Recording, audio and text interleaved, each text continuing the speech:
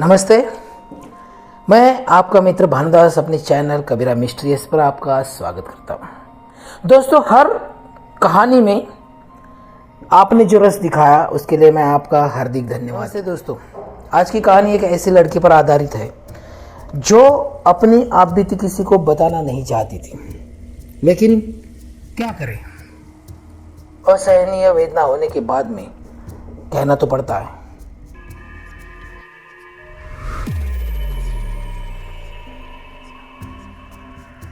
एक ऐसी मजबूर लड़की जो रात को अनजानी शक्ति उसे परेशान करती थी। हाँ दोस्तों, उसे पता नहीं था कौन परेशान कर रहा है, कैसे परेशान कर रहा है। बस जिसकी उम्र लगभग 18 साल, जवानी की दहलीज पर कदम रखते ही उसको ऐसी परेशानी का सामना करना पड़े, ना वो किसी को बता सके ना किसी से शेयर कर सके। हाँ दोस्तों, ये कहानी है एक छोटे से गांव की। दोस्तों, ये कहानी है 30 साल पुरानी। उस वक्त की बात है।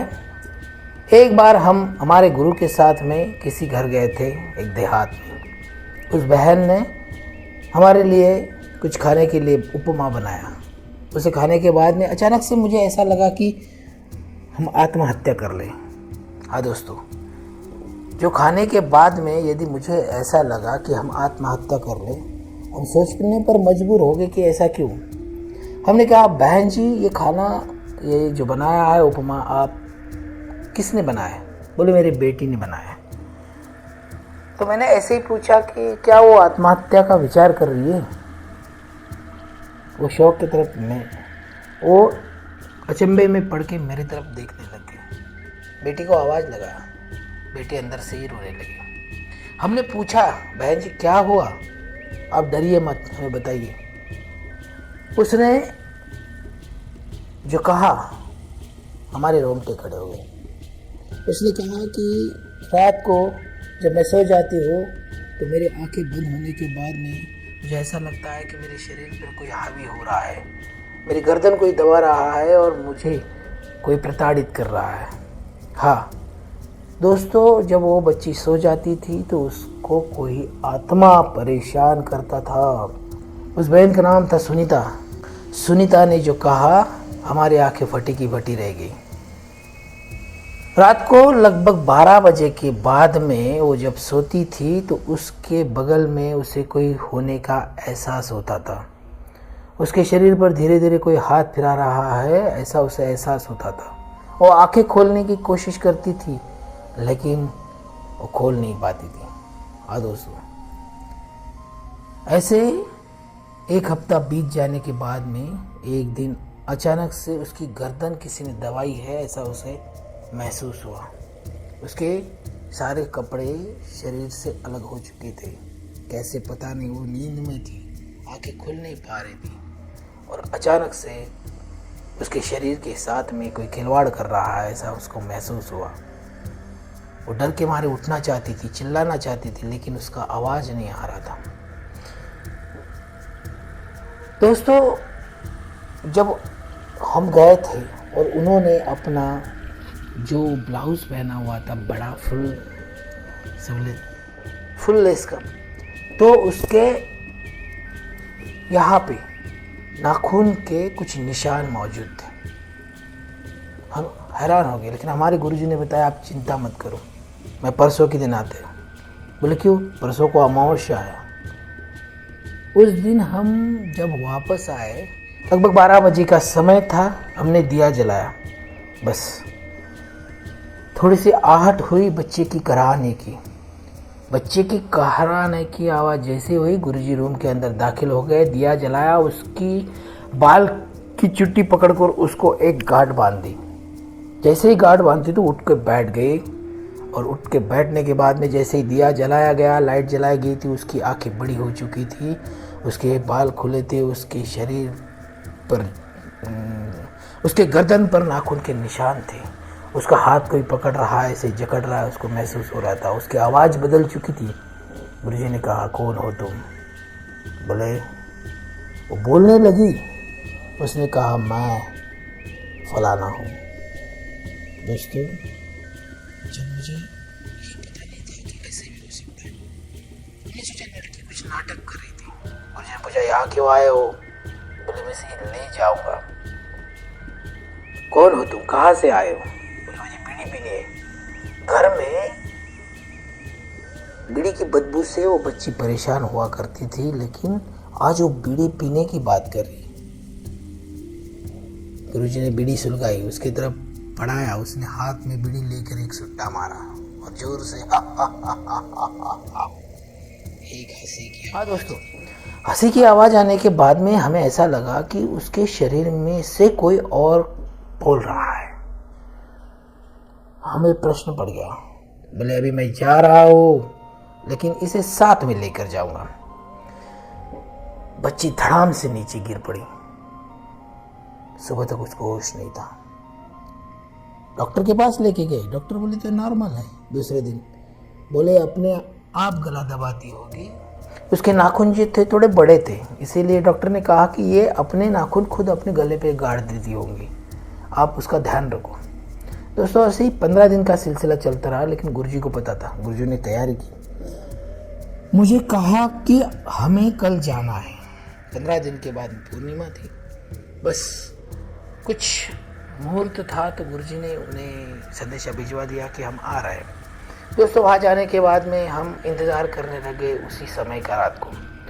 बच्ची को कहा सो जाओ, लेकिन गुरुजी ने एक नींबू अभिमंत्रित करके उसको जल पिला दिया और सोने के लिए भेज दिया। जैसे ही 12 का समय हुआ, 12 साढ़े 12 का समय रहा होगा, बस उसी समय उस बच्ची के चिल्लाने का आवाज़ आया।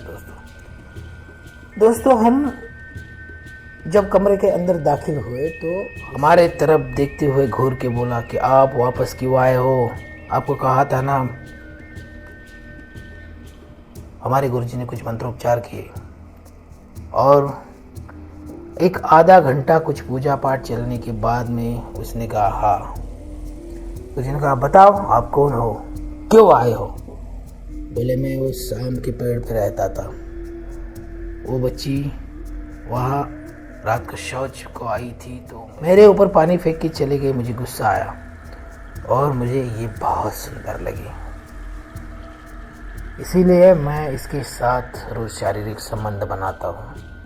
पूछो इसकी, अगले महीने में ये मेरी बच्ची की शायद माँ भी बन जाए। हम सोच में पड़ गए कि कोई अतृप्त आत्मा इतनी शक्तिशाली हो सकती है कि बिना शरीर के वो किसी को गर्भधारणा दे सकती है? नहीं दोस्तों। उसने कहा यदि ये शादी हो जाएगी तो मैं इसके साथ भी जाऊंगा और उसको जो होने वाला टोला है उसे मार दूंगा। गुरुजी ने 1 घंटा पूरा उसकी पूजा पाठ करने के बाद में उसको शरीर से जाने को कहा। मंत्रों से उसको फटकार लगाई और दोस्तों मंत्रों से उसको 8 दिन लगातार कुछ मंत्रोच्चार किया। हनुमान जी की भक्ति करने के लिए कहा। रोज मंदिर में जाया करते थे और इसी तरह 1 महीने के बाद में बच्ची नॉर्मल हो गई। हाँ दोस्तों, बच्ची नॉर्मल हो गई। उसके बाद में उसने कुछ ऐसी बातें बताई कि हम बहुत आश्चर्य में पड़ गए। उसने कहा वो रात को मुझे शारीरिक सुख की मांग करता था, बाद में आवाज़ भी देता था। मुझे डर लगता था, लेकिन बाद में अच्छा लगने लगे। दोस्तों ये सुनते ही हम थोड़े से चौंक गए कि उसे अच्छा लगने लगे। वो लड़की जवान थी, इसीलिए उसे अच्छा लगता था, लेकिन उसकी हमें पता नहीं था। 1 महीना बीत गया, सब सुख से चल रहा था। दूसरे महीने में खबर आई कि बच्ची चल बसी। ऐसा पता नहीं चला कि वो कैसी है, क्या हुआ।